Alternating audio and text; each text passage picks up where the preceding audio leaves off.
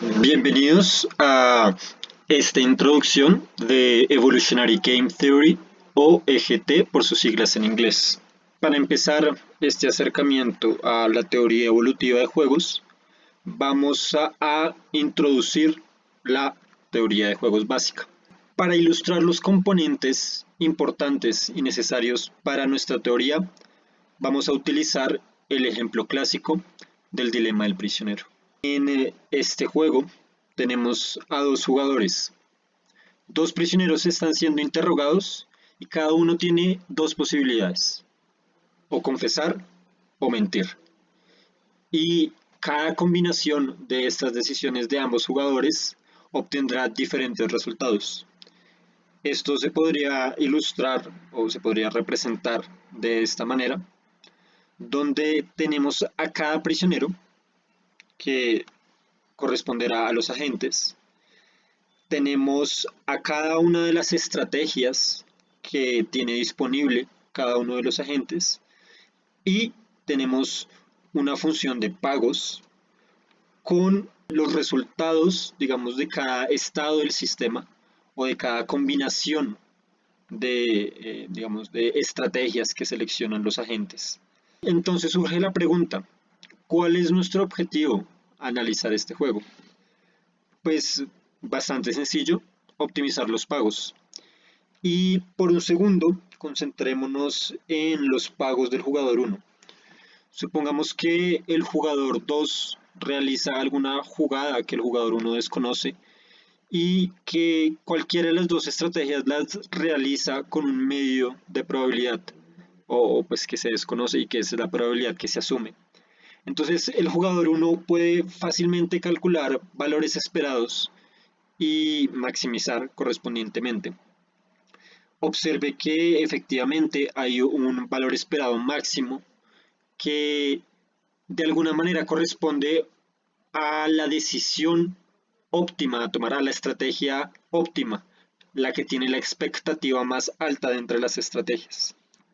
Esto nos lleva a que cuando ambos jugadores deciden tomar esta decisión óptima, eso es un equilibrio de Nash y el análisis básico de teoría de juegos busca a través de diferentes hipótesis y de diferentes equilibrios de Nash buscar este estado de decisiones óptimo para los pagos de los agentes.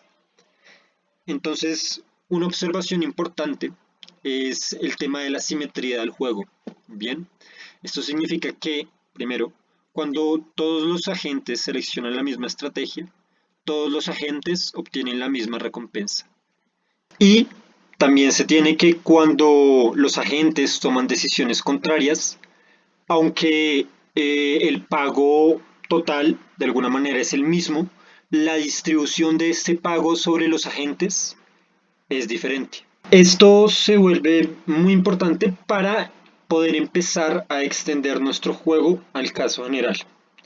Y lo primero que vamos a hacer es establecer un número aleatorio de agentes M, luego un conjunto de N estrategias que llamaremos S y una función de pagos sobre los posibles estados del sistema, donde los estados del sistema serán vectores de tamaño n, cuya iésima coordenada representa el número de agentes que siguen la estrategia I. Esta representación de estados a partir de estrategias y no de agentes como se hizo anteriormente, parte del hecho de que vamos a empezar a manejar un alto número de agentes y se va a volver totalmente inmanejable la representación individual de cada agente.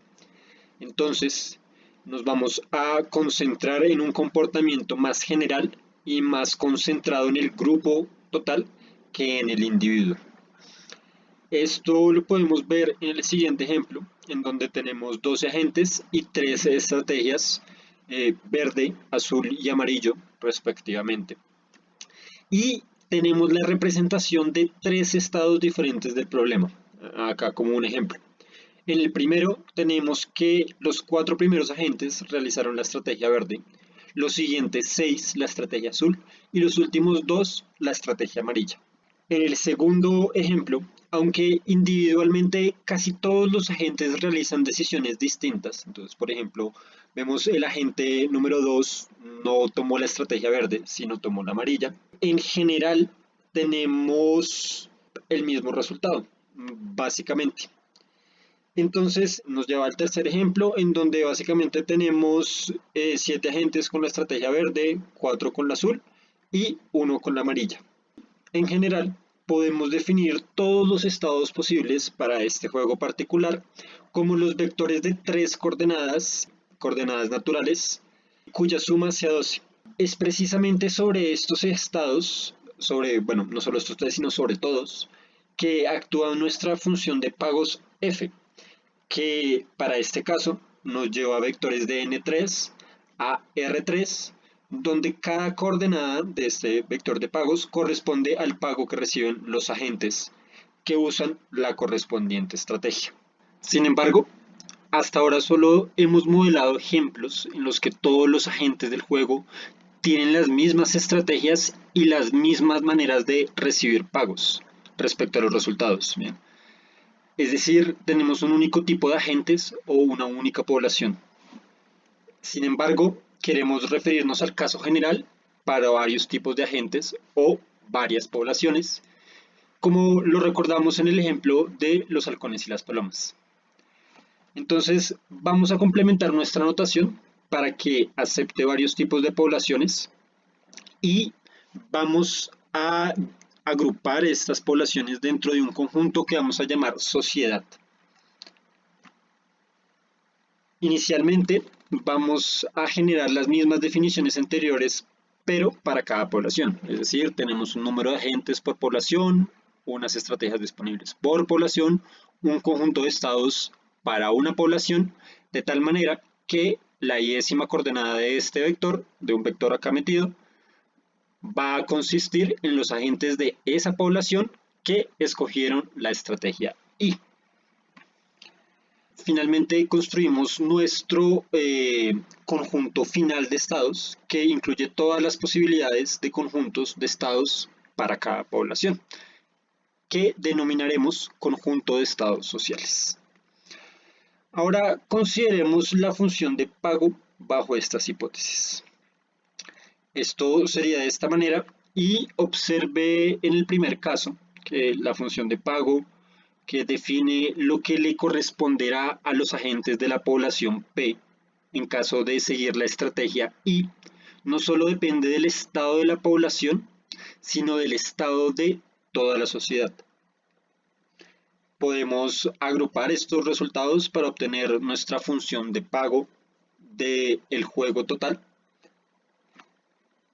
Y esta función tendrá un único requerimiento básico que es ser continua, pero generalmente se impondrán un par de restricciones más fuertes que particularmente son que sea Lipschitz continua y continuamente diferenciable. Entonces, supongamos de nuevo o regresemos al ejemplo de las palomas y los halcones, donde tenemos una sociedad con una población de 9 palomas y otra población de 6 halcones. Supongamos que ambas poblaciones tienen las mismas estrategias, teniendo en cuenta que si una paloma y un halcón se encuentran y usan la misma estrategia, el pago final no será igual para ambos agentes. Y esto es diferente que cuando se enfrentan una paloma contra una paloma o un halcón contra un halcón usando la misma estrategia, en cuyo caso sí obtendrán los mismos pagos, pero con esto nos queremos como referir a que estas mismas estrategias realmente funcionan diferente para cada población. ¿Listo?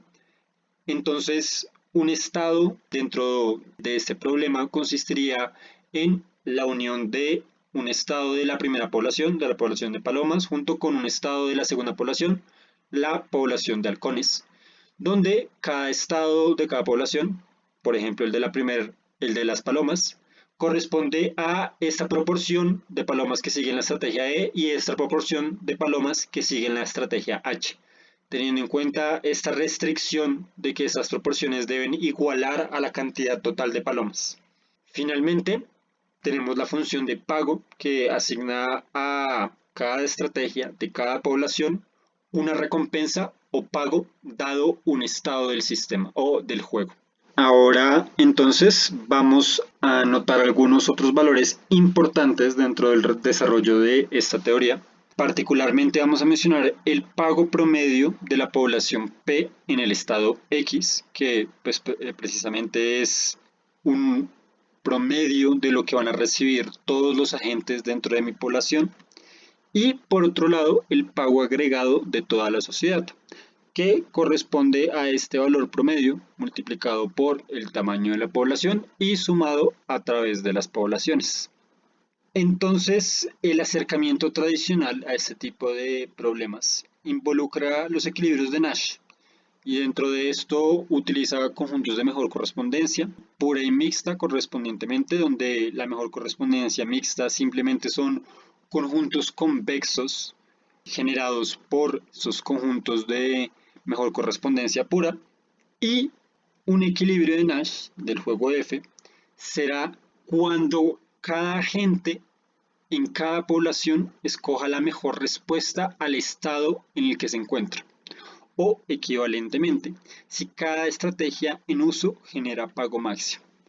Entonces acá podemos ver ambas definiciones y toda esta teoría se fundamenta en el teorema fundamental que dice que todo juego de poblaciones admite al menos un equilibrio de Nash. Ahora es importante aclarar que nuestro espacio de estados sociales continuo es diferente a nuestro espacio de estados sociales factibles, que corresponde a este mismo espacio intersecado con los enteros positivos. Sin embargo, continuando con nuestra discusión, vamos a definir protocolos de control para una población y un protocolo de control general para toda la sociedad. Bien, ¿cómo lo vamos a hacer?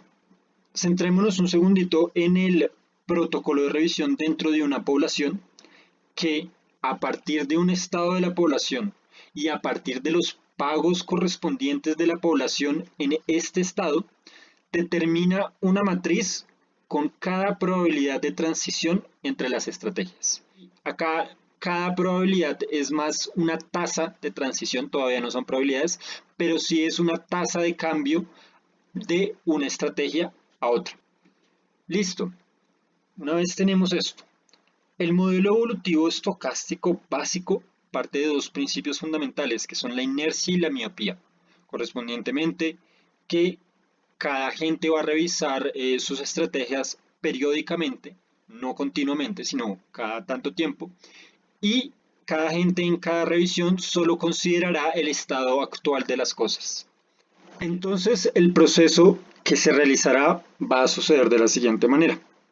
Cada agente realiza revisiones independientemente con distribución exponencial de parámetro R, lo cual es equivalente a que en un tiempo t el número de revisiones que ha realizado dicho agente es un proceso de Poisson con media Rt.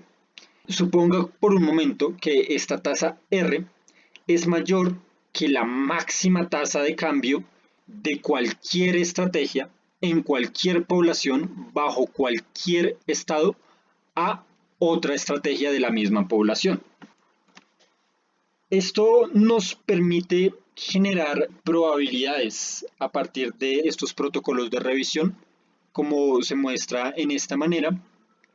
Tenga en cuenta que es importante que R sea mayor que esta sumatoria que está acá, de lo contrario este último factor no sería una probabilidad, pero también tenga en cuenta que si le imponemos unas restricciones a este modelo, particularmente que esta suma, digamos la suma de pues, todos esos factores sea R, obtengo que el valor de la diagonal en mi matriz de protocolo de revisión, mi matriz de resultado del protocolo de revisión o mi matriz de transición de alguna manera, va a corresponder con la probabilidad de que estando en la estrategia I, en la población P, me mantenga en dicha estrategia, es decir, que no cambie de estrategia.